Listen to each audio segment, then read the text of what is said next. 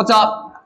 It is Manifesto. We are Welcome here. back to the Manifesto. Today we are joined by the amazing Rogan Karguis, who has just come off the back of a tragic loss To Julio Garcia. To Julio Garcia. What a way to introduce me. Holy shit. I mean, what a way to lose your title, if I do say so Ben. myself. It was a great match. That is He put in such a great me effort. thing to do. As Julian Ward comes in and Special guest Julian Ward. as he said, we love you. That is also that's called Julian Ward on the podcast. That is rude, and that's going in the podcast. Yeah, brother.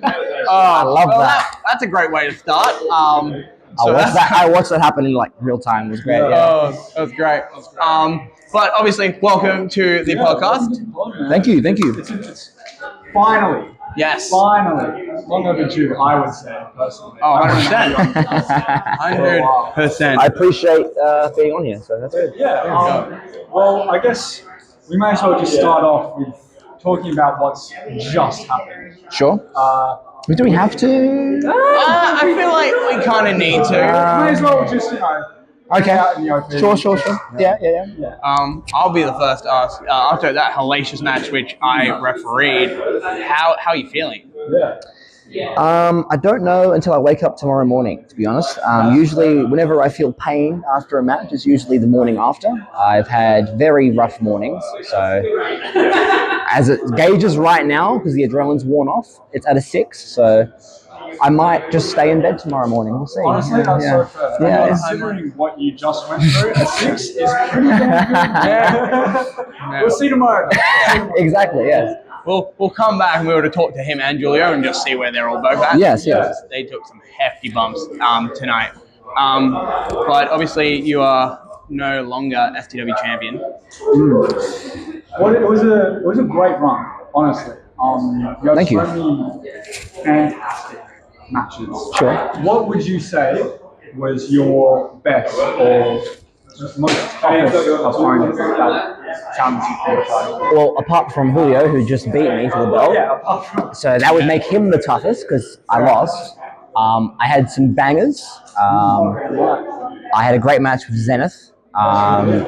Took me to the limit, 20-minute time limit. Shout out. Yeah, great match. Loved it. Also another banger with George. I don't remember what show that was, but it was the one before my CTE. See, it's already happening. I remember you and George have put on a few, I would say, clinics. Yes, together. George is like like my yin to my yang. Yeah, I would agree with that. Yes.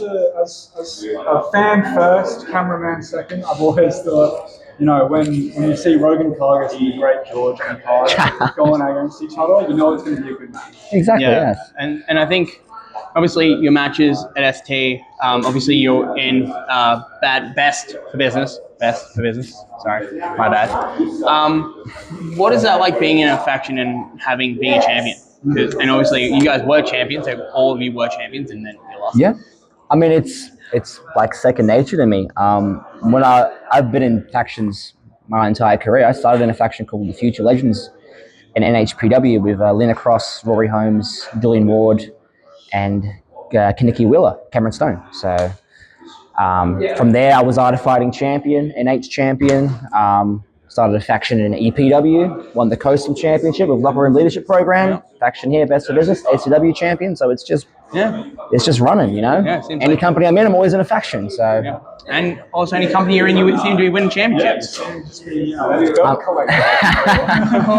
More belts, please. Please give him more belts. He deserves them. But we want to talk about, since you obviously brought up the Locker Room Leadership Program, it seems like that's a mess right now. That's coming to a... It seems like Yes. Thompson seemed a bit jealous of you winning the Coastal Championship. Yes. Jay Taylor has his own problems with his random, simply the best idiots. Yes. What is that like? 'Cause I like to see the state of the Locker Room Leadership Program as a beautiful car crash. And you can't tear your eyes away from it. Yeah. Yes. What are your thoughts on that situation?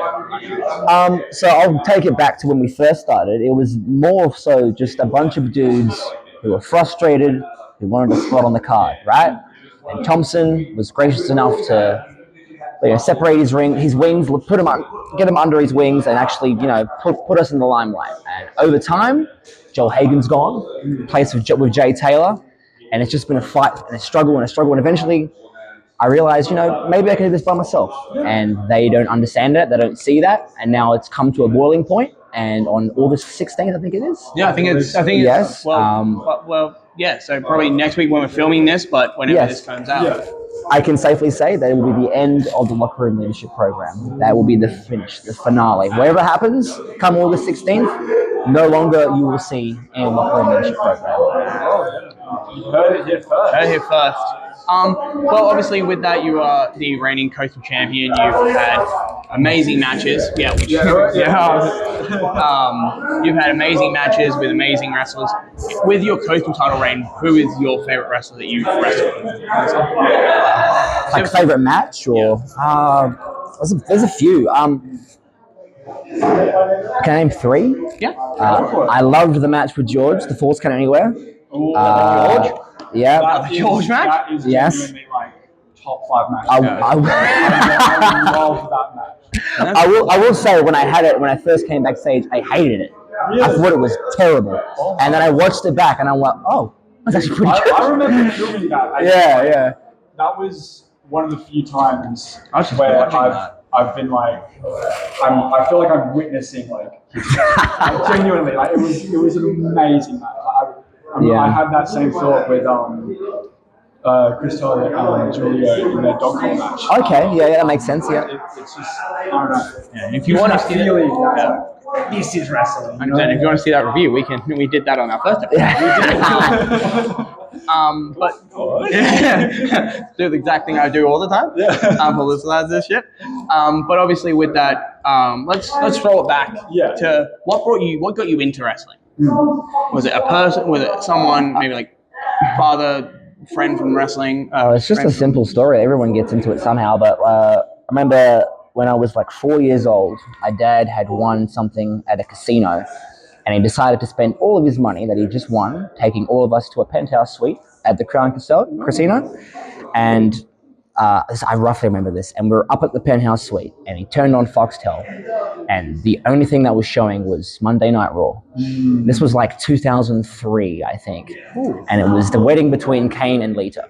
Oh my God. And the first memory I ever saw from wrestling was Kane chokeslamming Matt Hardy off the stage while getting married to Lita. And I thought to myself, am I allowed to swear? Go for it. What the fuck am I watching? And ever since then, as a 3-year-old, what the fuck am I watching? Or a 4-year-old rather.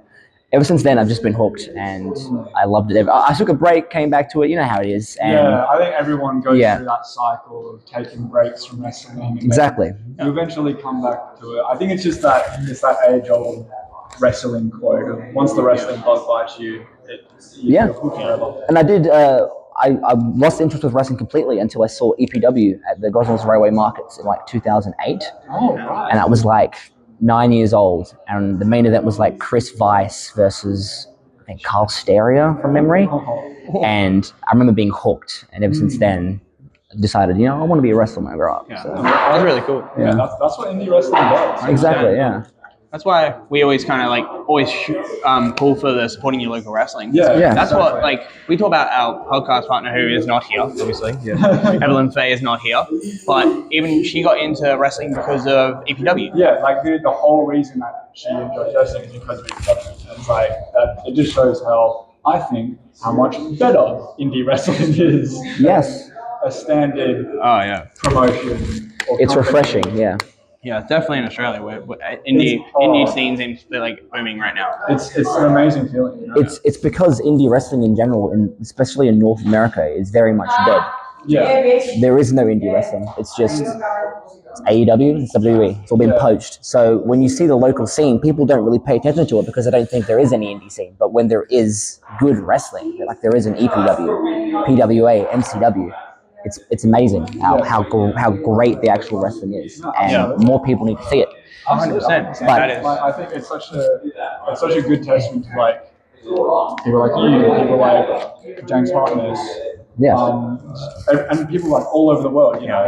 Well, like our Matt Cardona. Yep. Matt Cardona does so much for indie oh, yeah, wrestling. our Yes. amazing friend Axel Strife, Yeah, actually, who is currently back in England. back in England. Like he's back on England indie scene. I'm Yep. sure. Like he's Yeah, doing his thing. wrestling like, soon. I think a couple days. I think it's, He's posted something.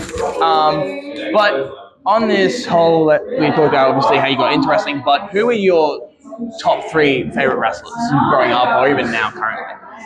I don't really have a top. I guess I have a top 3. It's more so just a top 1, and then there's people that peek in every now and then. The guy who got me into wrestling is definitely CM Punk. I would not be wrestling without CM Punk. He is, to me, the greatest of all time. Other people that I grew up watching, probably Brock Lesnar, Kurt Angle, Eddie Guerrero, Batista, Rey Mysterio. That's it, really. Yeah. So shout out to you guys if you're not listening, but Oh, they do. especially Brock Lesnar. Oh, in all honesty, I hope he's not. we've said some things. Yeah. But no, you got anything? I guess just really like, if you could have one dream match, who would you want it to be against? Is there anyone on the entire world? Anyone in the entire world, alive, dead, anyone you want. I want to go dead because that's too deep. Literally. Definitely Punk. Definitely Yeah. Punk. Yeah. Before he retires, he's an old man right now, but I want to get one crack at him. Oh, man. That would be Man, but it's a I dream. would Yes. pay a lot of money. I would pay him to wrestle him. Oh, 100%. I'd pay to see that match in a heartbeat. You pay him more than what Seth Rollins did. Yeah. Oh, that's true. Yeah, yeah. They make a lot of money doing that. So A lot more money than we do. yes. But obviously you've had matches with, especially here, you've had matches with Dustin Connors for the Coastal title, actually. Mm-hmm. What's it like wrestling? Because obviously, who don't know, you guys started together, trained Yes. in NH together. Sure. What's it like wrestling guys who you have kind of started and come up with together. obviously, and you have Lena Cross, obviously, and she's doing amazing over America and obviously in Japan. What's it like seeing those things and being like, oh, this is actually In a pro wrestling sense, in terms of being a wrestler, it's much easier. When you're slotted against them, you know it's going to be an easy night because you know their moveset, you know how they work, you know how their movements, you know what their timing is. My favorite opponent ever in wrestling is Lena Cross because we've wrestled like 45 times. It's ridiculous. We know each other's moveset completely. I don't know it now because it's been like 3 years. But people like her, Dustin Connors, Bruno now, wrestled 45 times as well. George, Lucas Fantasia. Sorry, I just said his real name. Cut that out. Yeah. Don't worry, we've done it so many times. We've wrestled so many times that I made too many mistakes. our timings are all the way like to a T. We're not gonna. There's bare minimum chance we're gonna screw up. So it's easier. I'll just say that much. And I very much more appreciate it. But at the same time, when I'm wrestling someone I don't know, it's also a good lesson because now you're forced to actually learn, I guess. Yeah. Because now you can actually see what it's like to be a pro wrestler because not everyone's going to wrestle the same people over and over again. That's really interesting. It's good. We get told that all the time in training. Being like, when we're training people and like I always try and like go with you or someone that I'm like, really comfortable with, we get told, hey, I'm going to wrestle them all the time, so you got to get used to it. it. And it's a great way to learn as a young wrestler like you guys because when I first started, when I was in NH, the only people I would ever wrestle is EPW boys. And they would come through and I'd get pitted against them. And I was so green that I sucked so bad, but they were so much better than me that it lifted me up and I got to their level and it put me on a pedestal above the guys that I was already wrestling with in NH. Yeah. So if you can wrestle people who are much better than you and you're terrified of them, you will get much better at a much faster rate. So I can. Even if you're scared. I can definitely attest to that. I remember I did train with like Hayden Zenith like one time, and I walked away thinking like I went in there going scared shitless. Yes. And I walked away like knowing how to do like 3 different like arm ringers and all this genre. It's very it's, like you're exactly right. It's so good to like pick up. I'm the same with Solomon Blackwell when he's here. Anyway, when he's here and not in Queensland, training other people to wrestle. the way he does train, I'm just like, oh, can we do this? And he's like, yeah, sure. And he would just start training. And I'm like, and he's like, oh, you can do this way if you go this way out of this. I'm like, oh shit, I just learned like 4 different ways to get out of this. No, exactly. And I'm like, how the hell is that? Like, Exactly how do you know this? Exactly. He's like, no, I just kind of figured it out. And I'm like, oh, cool, great, that's whatever. I feel like the more chain you start to learn, the more chain you start to forget as well. I feel like listening is the greatest tool for a young beginner. So if you can listen, you'll get better. Yeah. 100%. Obviously, you mentioned NH, New Horizons Pro Wrestling, another company in Perth.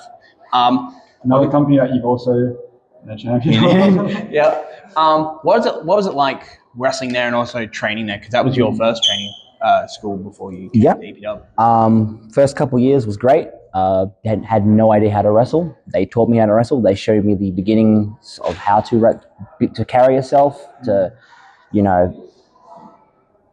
They put you through the paces. Their training style is much different to EPW's in a sense that they will haze you, and I mean that in the best way, because they will take it out of you to the point where if you think you can wrestle and that you go through that and you just bitch out, then you'll weed it out immediately. Yeah. But the way they haze you is great for the first couple months.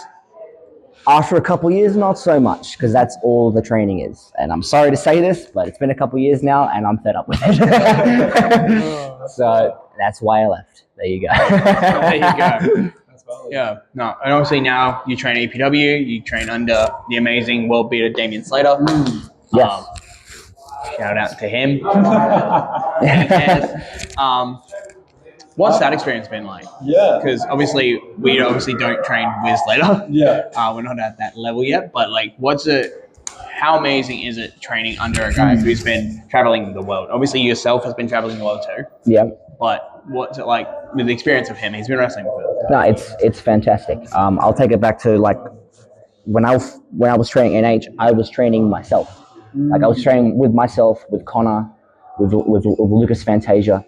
We were just going to training and just doing stuff on the spot. We had no guidance. I go to EPW, now I've got someone who's wrestled for 30 years, 20, 25 years, who can show me things that I didn't even know existed.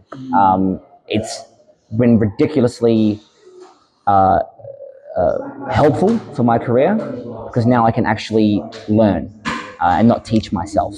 I have someone else telling me what I have to do. And the past couple of years has felt like I've learned in the span of like 10 years. So I really am grateful. Slater's great. One of the best in not just WA, in the entire Australia. Maybe the world. Yeah. That's why it's called the world beater. Yes, yes. Well, I guess for my last question, as I start trying to remember what it actually was. I talk too much, sorry. No, you're fine. It's fine. Please. We love all you want. Yeah. we honestly, we've yapped too much sometimes. My last question is, do you have any plans in the future to wrestle abroad again, or is that something that you're looking to really dive into going overseas? Oh, for sure. Right now I'm trying to build my brand here in Perth, get my name up there a bit more. But I still would love to travel interstate again. I've only done it once, and it's killing me. I need to go out there again. Love to go to Adelaide. Love to go to Melbourne. I'd love to just do anything really. And the plan is to eventually go interstate again, international as well. I'd love to see you go a stint over in Japan. Oh, that'd be great. Japan week. Yeah. I would love that too.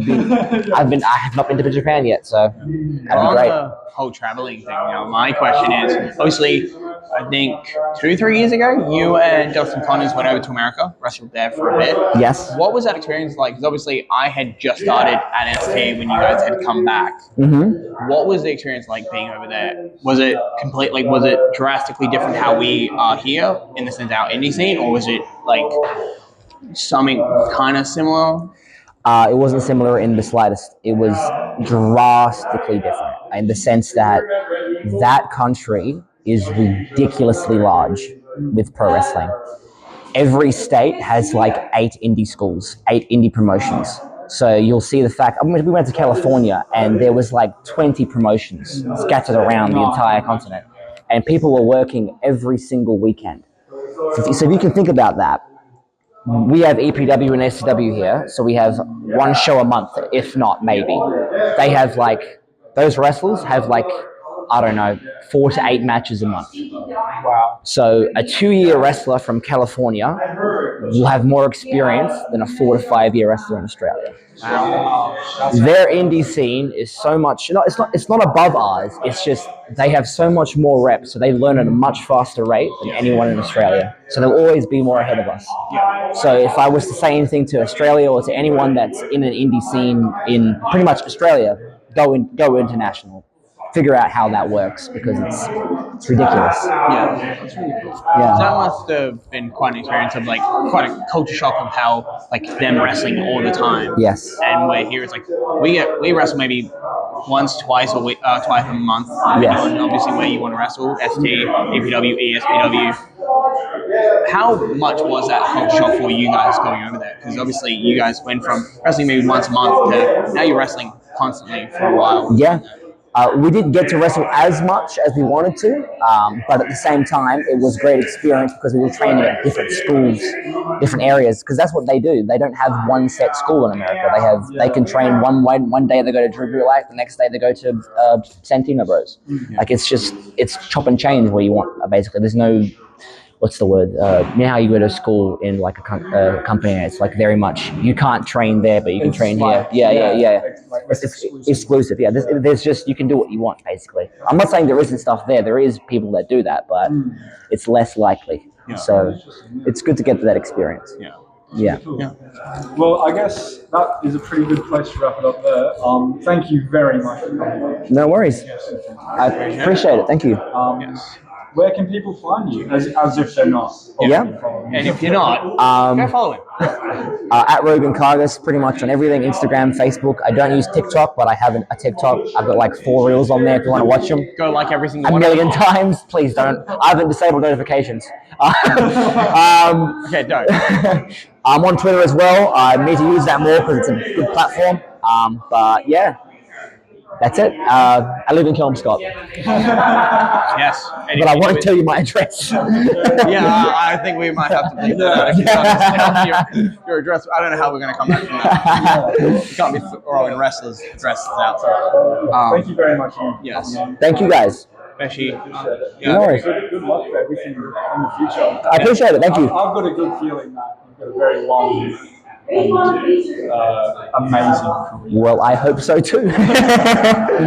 you jinxed it. This is going to really roll. Everyone knows that my top 3 in like Australian wrestling or Perth wrestling is like 1 James Martinez, 2 Chris Target, Oh, okay. 3 Rogan. I was going to be honest. It's like, Oh my god! Oh my god! He shit! This is the time! Right here. Oh, he's back again, but this time he's not going to call out too much. Is that? It's the guy. I just fucked the other microphone. That's fine. It's okay. So, Can I get an autograph? No, come on. but yeah, no, that's yeah. So go follow Rogan Karguis on everywhere, and also keep up with EPW and FTW to see where Rogan Karguis will be wrestling next. And obviously next week, obviously will be Yes. August 16th, where you can watch him hopefully beat Benny Boy's favorite wrestler, Mr. Thompson. I even wrestler. No, yeah. Okay. Bury him in the group. So yeah, go follow Karguis. He gave us a solid by being on the pod, and then hopefully we'll get him back on the pod eventually down the line when we're all back together again. Let's go, yeah, dude. When we can go talk more about everything else Karguis has done in his career. Well, thank you very much for watching and listening. Remember to rate 5 stars on Spotify. Leave a comment if you're on YouTube. Leave a like if you're on YouTube, and also subscribe and turn on the notification bell. Yes, and also if you need to comment your favorite Rogan Karguis match. Do it. Why not? Yeah, I don't know. Mine's the one with Great George. Yeah, mine's pretty much Can't beat it, yeah. It's hard. No. Anyways, remember to support your local wrestling. Yes. Sorry, I stole your line. That's fine. It was either that or I was going to throw it over the face, so it's fine. But yes, so because he just did my thing, I'm going to take my thing back. And don't forget, if you are in Western Australia, whether you're in Sydney, Melbourne, Queensland, Adelaide, wherever, whether you're in Japan, America, Mexico, England, Wales, Go support your local wrestling. Go support local wrestlers on their Instagrams, Twitters, wherever else you can find them. Go buy their merch, because you can also buy Rogan Karguis' merch. Yes, you can. Make him money. So I can make more merch. Yeah. And make more money. And then you can buy more merch. And then go support your local wrestlers, because honestly, I feel like especially nowadays they deserve the support they get. Because I just watched a bunch of people put their bodies online tonight, and I think people who don't know who these people are it's a crime. You're doing yourself a disservice by not watching and doing this. 100%. We'll leave it at that. Thank you very much for listening and watching. Bye bye. Yeah. Thank you.